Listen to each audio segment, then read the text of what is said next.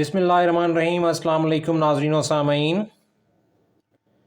Physics 10th federal board final examination SSC part 2 Saturday को इसका paper है और इसका गेस्ट पेपर जो है वो अभी आपके सामने पेश करने लगा हूँ।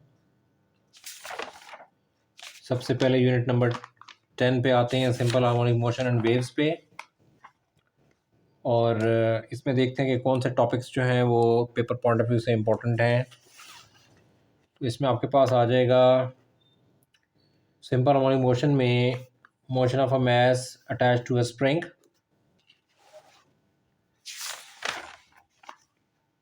इसके बाद मोशन ऑफ सिंपल पेंडुलम,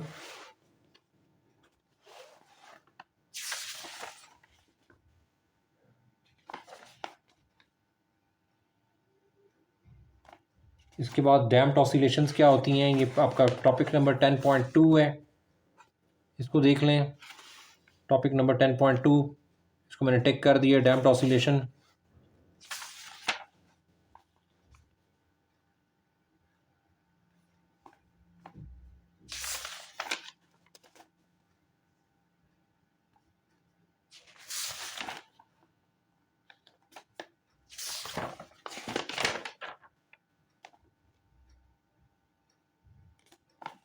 इसके बाद आप कॉन्सेप्चुअल क्वेश्चन पे आ जाएं। कॉन्सेप्चुअल क्वेश्चन में आपके पास जो है वो 5 क्वेश्चन दिए हुए हैं।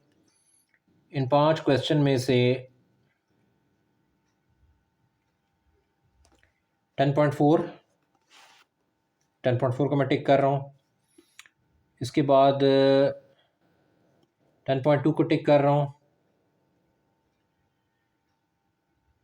इसके बाद रिव्यू क्वेश्चंस में से मैं 10.10 को टिक कर रहा हूँ।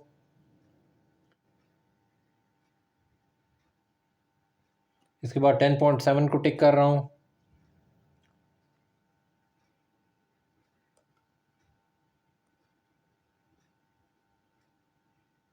ये चंद क्वेश्चन थे इसके अंदर जो मैंने कर दिए हैं। उसके बाद न्यूमेरिकल प्रॉब्लम्स में आ जाएं। न्यूमेरिकल प्रॉब्लम्स याद रखें कि जो जितनी छोटी स्टेटमेंट वाला न्यूमेरिकल होगा उतना पेपर के लिए फेवरेट होगा, क्योंकि क्वेश्चन पेपर के अंदर जो है वो छोटी स्टेटमेंट वाले न्यूमेरिकल जो है वो ज़्यादा सूटेबल होते हैं। तो छोटी स्टेटमेंट वाले न्यूमेरिकल्स में आपके पास जो है वो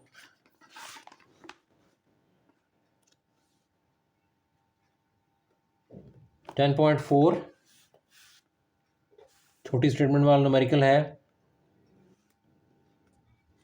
10.10, 10.9 और पीछे आ जाएं तो यहाँ पे 10.1, 10.1, 10.1, 10.4, 10.9 और 10.10,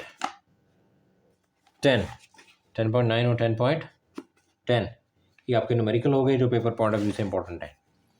आगे चलें, यूनिट 11 साउंड पे आ जाएं। साउंड में आपके पास जो है वो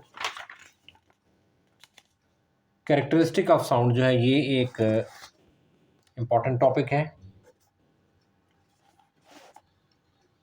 कैरेक्टरिस्टिक ऑफ साउंड में फिर आगे इसमें डिटेल्स आ जाएंगी, इसकी एम्पलीट्यूड है, लाउडनेस है, क्वालिटी, पिच, ठीक है, ये सारी चीज़ें इसके अंदर आ जाएंगी, इंटेंसिटी वगैरह सब कुछ आ जाएगा।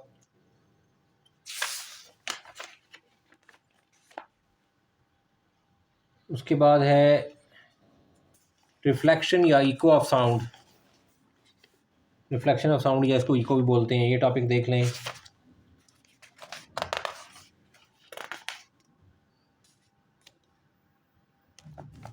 फिर बीच में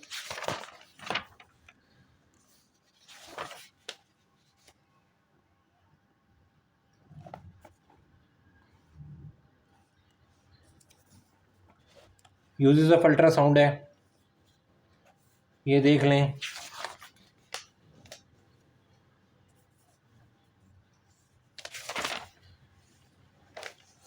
इसके बाद इसके रिव्यू क्वेश्चंस हैं।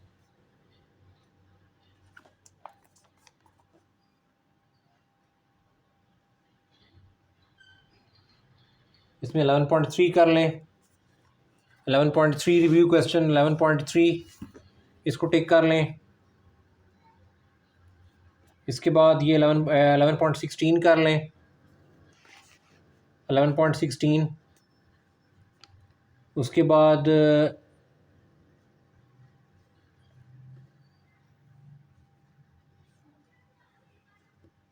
Describe the importance of acoustic protection 11.17 कर लें।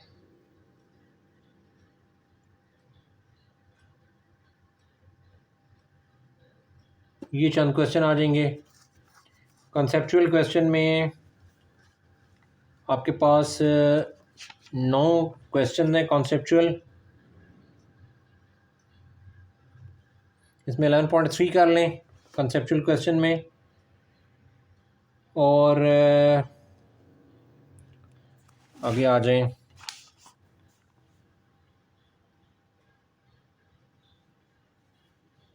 11.7 हो गया इक्वल रिफ्लेक्शन ऑफ साउंड वाला।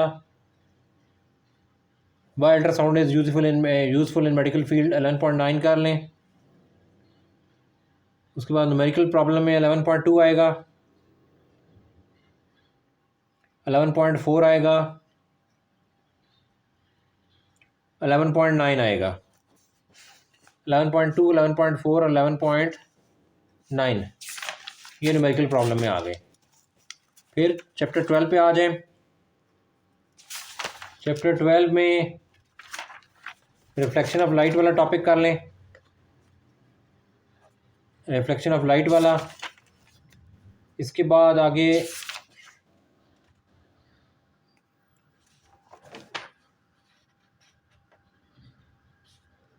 कुछ शॉर्ट डेफिनेशंस हैं, जैसे कनकेव मिरर क्या होता है, कन्वेक्स मिरर क्या है, पोल क्या है, सेंटर ऑफ कर्वेचर क्या है। ये शॉर्ट डेफिनेशंस हैं एक एक लाइंस की, इनको देख लीजिएगा।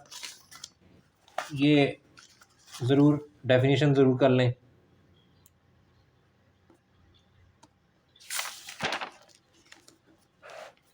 इसके बाद रिफ्रैक्शन ऑफ लाइट वाला टॉपिक है, ये कर लें 12.4।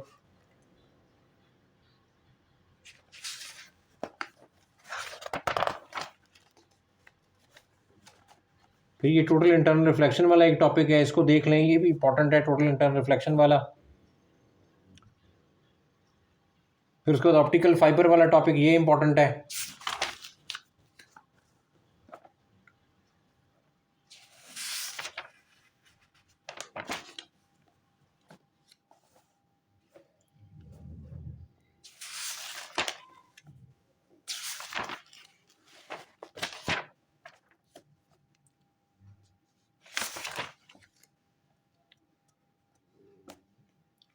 एप्लीकेशन में फिर आपके पास जो है वो मैग्नीफाइंग पावर वाला जो है ना, उसको सिंपल माइक्रोस्कोप के अंदर आप देख लो कि मैग्नीफाइंग और रिजॉल्विंग पावर, ये सिंपल माइक्रोस्कोप देख लें, ये टॉपिक। इसके बाद आपके पास आ गया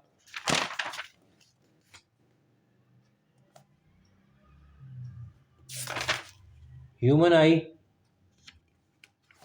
ह्यूमन आई में जो है वो आपके पास ना, इसका बेसिकली एक था हाँ बिल्कुल, ह्यूमन आई में आप जो है वो क्या करें, इसका नियर साइटेडनेस जिसको मायोपिया कहते हैं, ये नियर साइटेडनेस या मायोपिया पेज नंबर 60 पे है, और फॉर साइटेडनेस या हाइपर मेट्रोपिया, ये कर लें। इनका डिफरेंस जो है वो इम्पोर्टेंट है, वो पेपर में आ जाता है। इसके बाद हमारे पास जनाब इसकी कुछ रिव्यू क्वेश्चंस हैं। रिव्यू क्वेश्चन में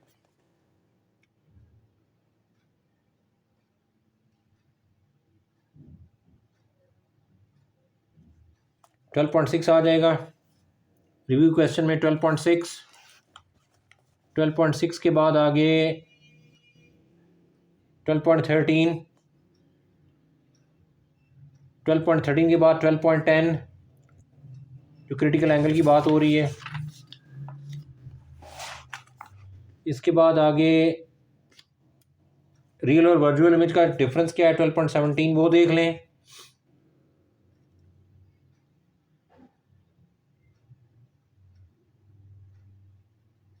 ये चंद चीज़ें मेरी नज़र में इसमें इंपॉर्टेंट हैं।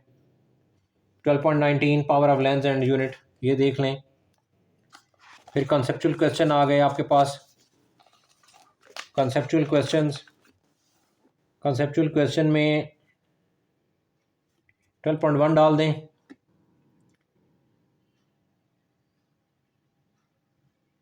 12.14 कर दें। 12.7 कर दें। इसके बाद 12.10 कर दें। न्यूमेरिकल प्रॉब्लम्स में छोटी जो स्टेटमेंट्स वाला है उसमें 12.2, 12.4,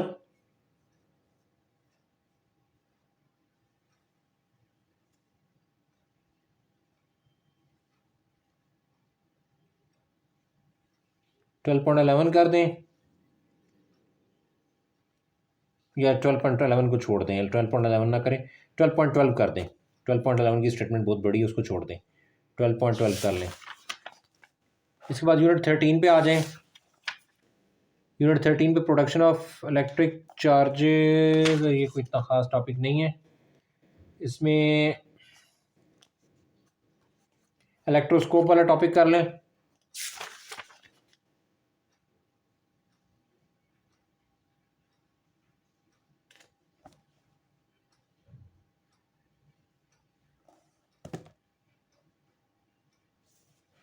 फिर इसमें कूलम्स लॉ कर लें।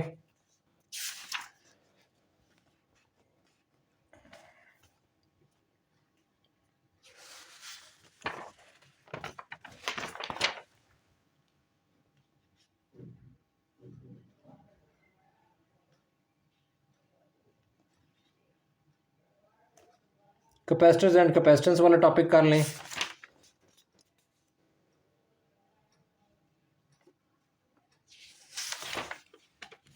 इसके बाद आपके पास आ जाएगा कम्बिनेशन ऑफ कैपेसिटर्स में कैपेसिटर्स इन पैरेलल और कैपेसिटर्स इन सीरीज, ये आ गए।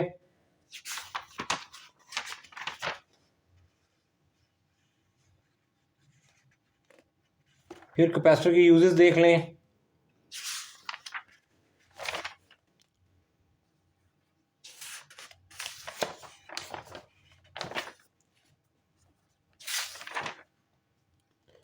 रिव्यू क्वेश्चन के अंदर आप आ जाएं। रिव्यू क्वेश्चन में आपके पास 13.9 इलेक्ट्रिक फील्ड और इलेक्ट्रिक इंटेंसिटी की डेफिनेशन क्या है। इलेक्ट्रोस्टैटिक इंडक्शन के जरिए आप बॉडी को चार्ज कैसे करते हैं। 13.2 आ गया, 13.9 आ गया, 13.2 आ गया, ये दो आ गए। उसके बाद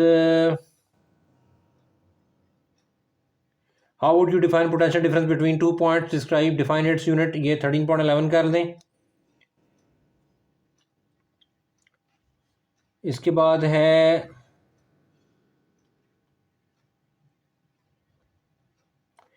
what are hazards of static electricity, 13.19। फिर कंसेप्चुअल क्वेश्चन इसमें 8 हैं। इसमें 13.3 कर दें पहला, 13.3। उसके बाद इसमें आप कर दें 13.7 को और 13.6 को, ये कर दें। फिर आगे न्यूमेरिकल प्रॉब्लम्स। न्यूमेरिकल प्रॉब्लम्स में आप छोटी स्टेटमेंट वाले न्यूमेरिकल चूज करें। 13.7 आ गया, 13.6 आ गया, 13.3 है, 13.1 है, ये न्यूमेरिकल मार्क कर लें। फिर चैप्टर नंबर 14 पे आ गए आप। इलेक्ट्रिक करंट है। फिर कन्वेंशनल करंट क्या होता है, ये कन्वेंशनल करंट वाला टॉपिक आप ज़रूर कर लें।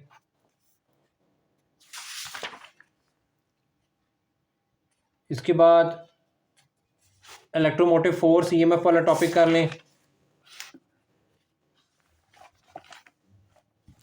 ओम्स लॉ कर लें, ये इंपॉर्टेंट टॉपिक है।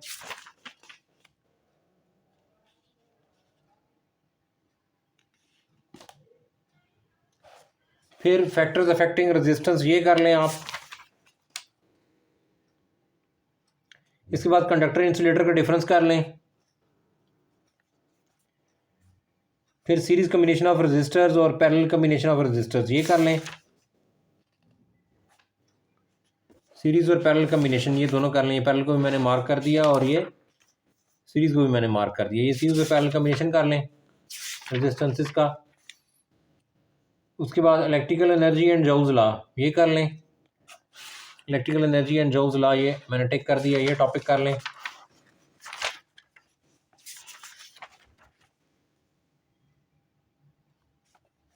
इसके बाद किलो वाट आवर क्या है इसको देख लें। इलेक्ट्रिक पावर के छोटा सा एक टॉपिक है, ये देख लें।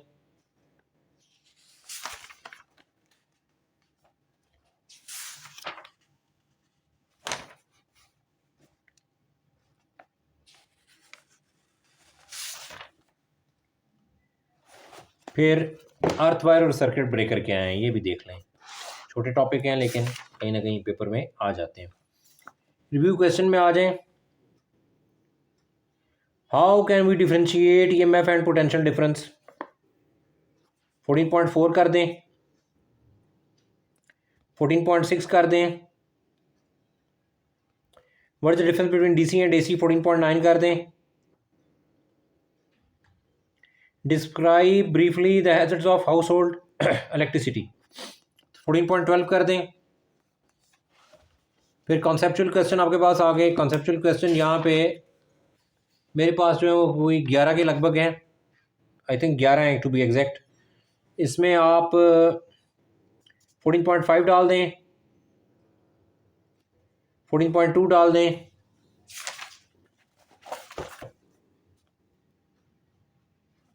फिर 14.7 कर दें,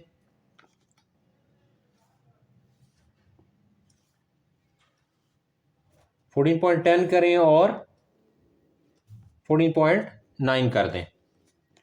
जो न्यूमेरिकल प्रॉब्लम्स हैं उनमें 14.1 होगा, छोटी स्टेटमेंट वाला न्यूमेरिकल है। 14.3 आ जाएगा, 14.4 आ जाएगा, 14.8 आ जाएगा। ये छोटे न्यूमेरिकल हैं। फिर यूनिट 15 पे आप आ जाएं।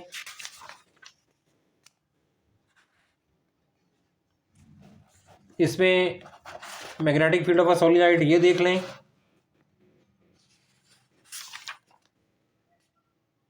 और force on a current carrying conductor in a magnetic field ये टॉपिक देख लें। Turning effect of a current carrying solid in a magnetic field ये टॉपिक देख लें। डीसी मोटर ये काफ़ी इंपॉर्टेंट चैप्टर है। डीसी मोटर, इलेक्ट्रोमैग्नेटिक इंडक्शन,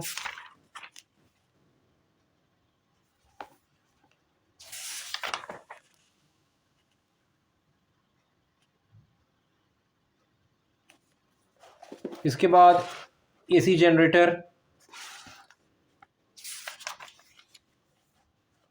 फिर म्यूचुअल इंडक्शन क्या है और ट्रांसफार्मर। ये बड़े बहुत इंपॉर्टेंट चैप्टर है, सबसे ज़्यादा इंपॉर्टेंट चैप्टर यही है मेरी नज़र में।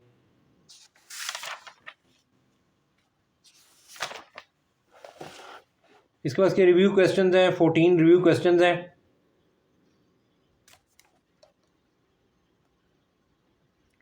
इसमें आप इसको 15.2 कर लें,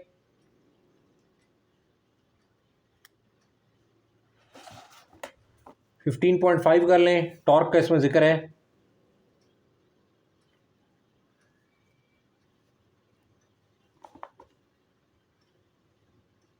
म्यूचुअल इंडक्शन 15.11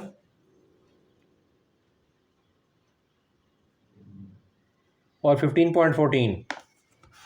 फिर कॉन्सेप्चुअल क्वेश्चन है मेरे पास, उसमें छोटी स्टेटमेंट वाला एक 15.2 15.3 है, ये कर लें।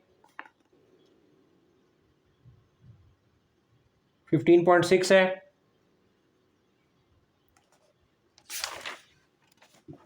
आगे फिर न्यूमेरिकल प्रॉब्लम्स है। न्यूमेरिकल प्रॉब्लम्स में छोटी स्टेटमेंट वाला जो न्यूमेरिकल है उसमें एक 15.2 है।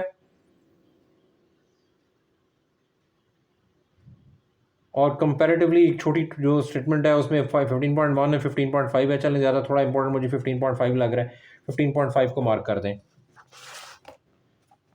चैप्टर 16 पे आ जाएं, बेसिक इलेक्ट्रॉनिक्स।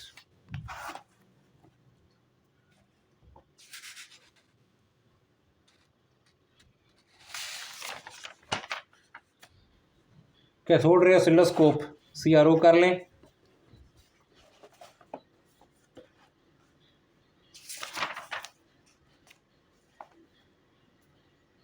फिर basic operation of digital electronics logic gates ये कर लें। इसमें ऑपरेशन वगैरह कौन कौन से हैं वो डिस्कस कर लें सारे।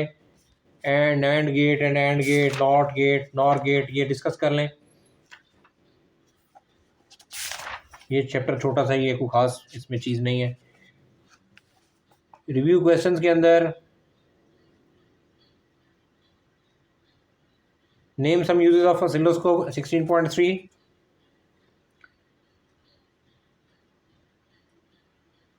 What do you understand by digital and analogous quantities, ये 16.6 आ गया।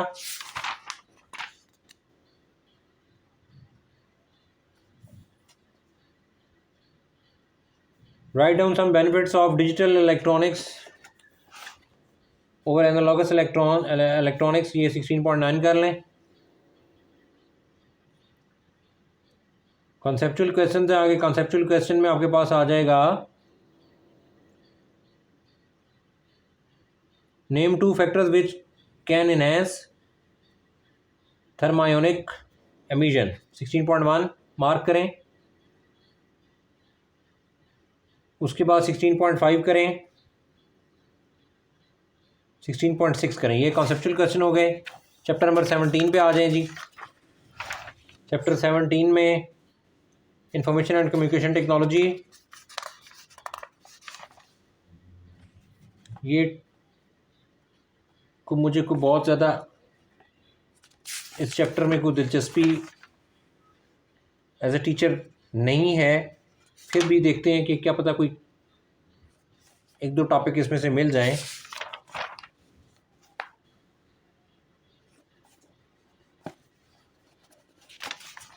एनीवे, इंफॉर्मेशन स्टोरेज डिवाइसेस देख लें।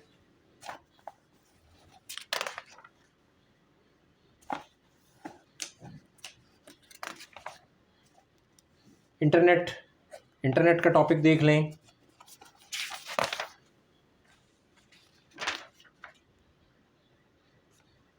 बस यही कोई एक दो टॉपिक मुझे थोड़े से इसमें बेहतर लगे हैं।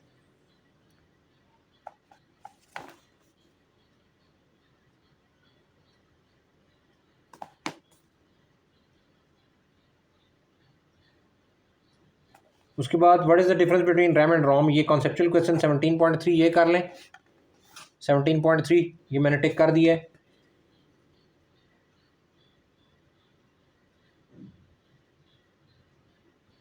इसके बाद how are light signals sent through optical fibre, 17.7 ये रिव्यू क्वेश्चंस के अंदर। Differentiate between primary memory and secondary memory, 17.4 कर लें। What do you understand by information and communication technology ICT, 17.2 ये मार्क कर लें। आगे फिर चैप्टर 18 आ गया। चैप्टर 18 एक अच्छा चैप्टर है।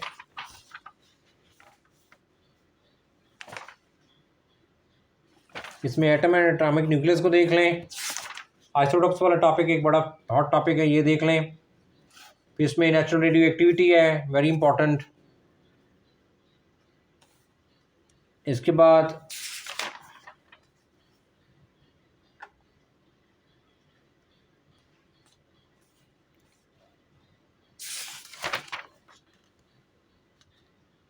Half life and it's measurement, ये देख लें। हाफ लाइफ वाला टॉपिक इंपॉर्टेंट है।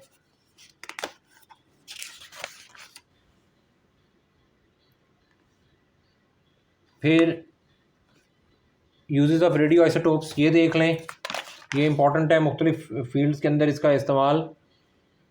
उसके बाद फिशन रिएक्शन क्या होता है, उसकी पूरी explanation detail with example. Nuclear fusion क्या है उसको देख लें, ये टॉपिक बहुत इंपॉर्टेंट है। Hazards of radiation and safety measures, ये भी बहुत इंपॉर्टेंट है। ये चैप्टर काफ़ी अच्छा चैप्टर है, छोटा लेकिन इंपॉर्टेंट चीज़ें इसके अंदर मौजूद हैं। इसके बाद रिव्यू पे आ जाएं।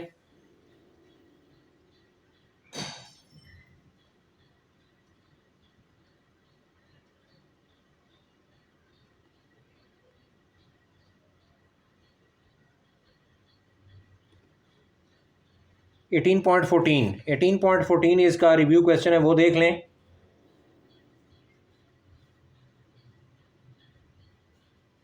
एटीन पॉइंट सिक्स देख लें।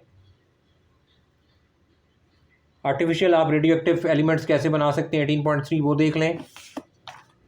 कंसेप्चुअल क्वेश्चंस के अंदर is it possible for an element to have different type of atom, इसको एक्सप्लेन करें।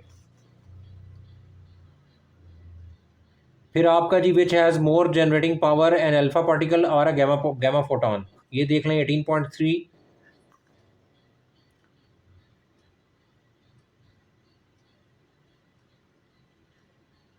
एटीन पॉइंट एट देख लें, इसमें डॉटर न्यूक्लियस का जिक्र है। फिर न्यूमेरिकल प्रॉब्लम्स में छोटी स्टेटमेंट्स वाले जो न्यूमेरिकल्स हैं उसमें 18.5 न्यूमेरिकल है एक इसमें 18.2 है,